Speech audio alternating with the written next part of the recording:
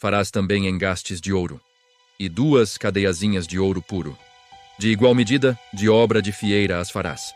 E as cadeiazinhas de fieira porás nos engastes. Farás também o peitoral do juízo de obra esmerada. Conforme a obra do éfode o farás.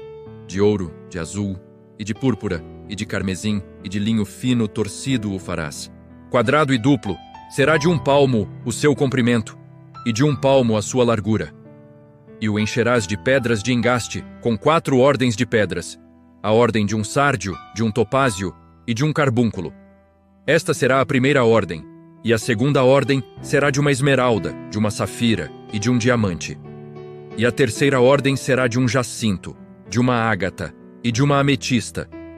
E a quarta ordem será de um berilo e de um ônix e de um jaspe. Engastadas em ouro serão nos seus engastes. E serão aquelas pedras segundo os nomes dos filhos de Israel, 12 segundo os seus nomes. Serão esculpidas como selos, cada uma com o seu nome, para as 12 tribos. Também farás para o peitoral cadeiazinhas de igual medida, obra trançada de ouro puro.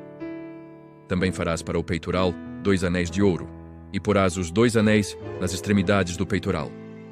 Então porás as 2 cadeiazinhas de fieira de ouro nos 2 anéis, nas extremidades do peitoral. E as 2 pontas das 2 cadeiazinhas de fieira colocarás nos 2 engastes. E as porás nas ombreiras do éfode, na frente dele. Farás também 2 anéis de ouro, e os porás nas 2 extremidades do peitoral, na sua borda que estiver junto ao éfode por dentro. Farás também 2 anéis de ouro, que porás nas 2 ombreiras do éfode, abaixo, na frente dele, perto da sua juntura, sobre o cinto de obra esmerada do éfode, e ligarão o peitoral, com os seus anéis, aos anéis do éfode por cima.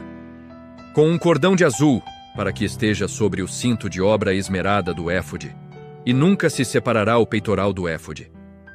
Assim, Arão levará os nomes dos filhos de Israel no peitoral do juízo sobre o seu coração, quando entrar no santuário, para a memória diante do Senhor continuamente. Também porás no peitoral do juízo Urim e Tumim, para que estejam sobre o coração de Arão, quando entrar diante do Senhor. Assim, Arão levará o juízo dos filhos de Israel sobre o seu coração diante do Senhor continuamente. Também farás o manto do éfode, todo de azul. Parashá, porção. 20. Tetzavé, ordene. Shimot, Éxodo 28, 13, 31.